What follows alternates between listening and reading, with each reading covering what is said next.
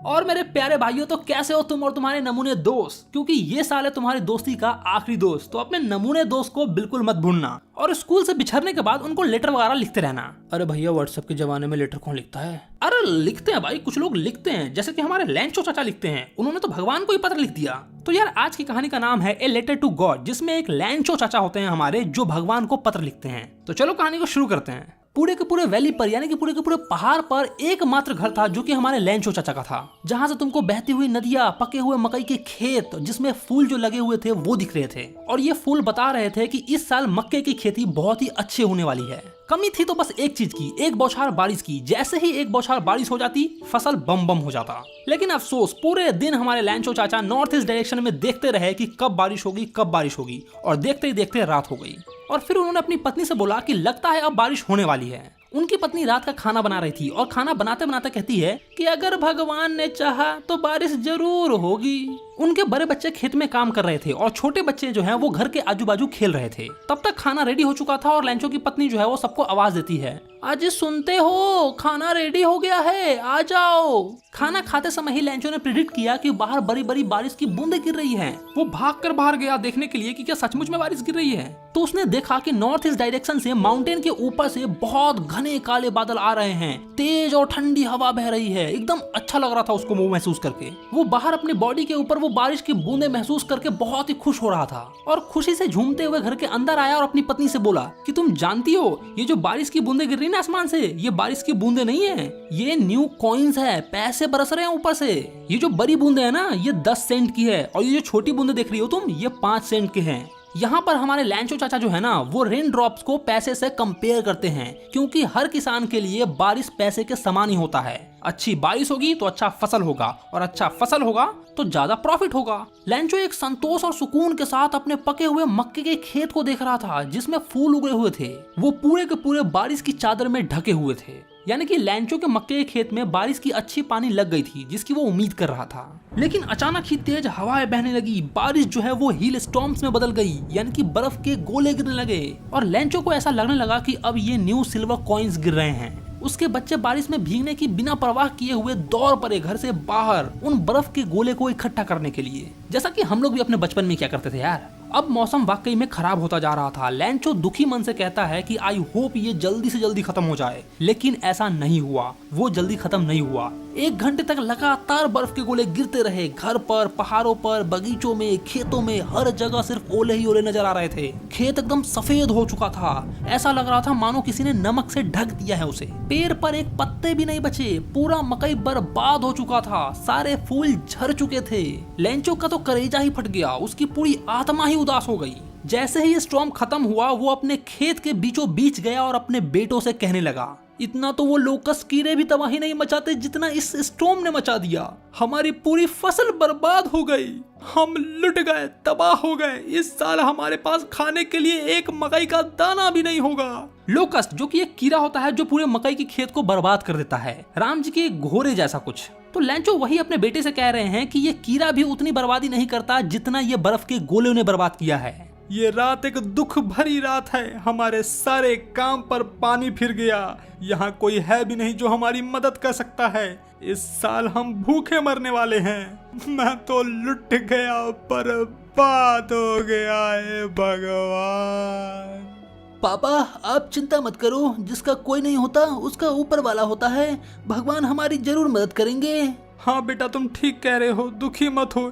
Even हमारा सब कुछ बर्बाद हो गया, फिर भी तुम याद रखना कि कोई भी इंसान भूखा नहीं मरता है। हाँ पापा, लोग तो ऐसा ही कहते हैं कि कोई भी भूखा नहीं मरता, तो हम भी भूखे नहीं मरेंगे।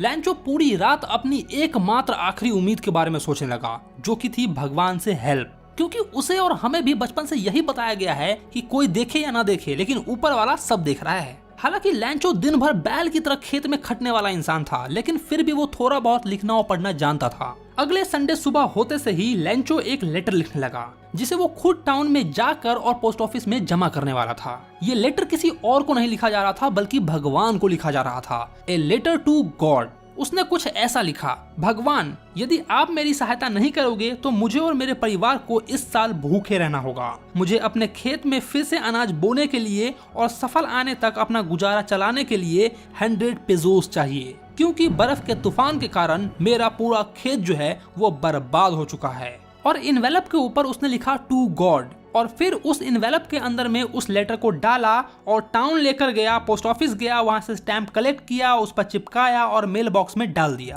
पोस्ट ऑफिस का एक कर्मचारी जो कि एक पोस्टमैन था, वो उस लेटर को लेकर हंसते हुए अपने बॉस के पास गया और भगवान को लिखा हुआ पत्र अपने बॉस को दिखाया। सर, मैंने अपने पूरे करियर में ऐसा एड्रेस तो कभी ना देखा ना सुना है सर, देखो ये तो भगवान को लिखा हुआ पत्र है। पोस्ट मास्टर जो कि एक मोटा इंसान था, उसकी भी हंसी छूट जाती है, लेकिन तुरंत ही वो इस बात को बड़ी गंभीरता से लेता है और टेबल पर लेटर को ठकठकाते हुए कहता है, व्हाट अ फेथ, काश मुझे भी इस इंसान की तरह विश्वास होता जिसने ये पत्र लिखा है। इसने तो भगवान के साथ ही पत्र व्यवहार शुरू कर दिया है। लैंचो का भगवान पर से विश्वास न उठ जाए, इसलिए उसने सोचा कि मुझे शायद इस पत्र का आंसर देना चाहिए, रिप्लाई देना चाहिए। वो पत्र को खोलकर पढ़ता है और रिप्लाई देना चाहता है, लेकिन पत्र को पढ़ने के बाद उसे एहसास हो जाता है कि इसको रिप्लाई देने के लिए सिर्फ इंक और पेपर की जरूरत नहीं पड़ेगी, बल्कि कुछ और भी चाहिए।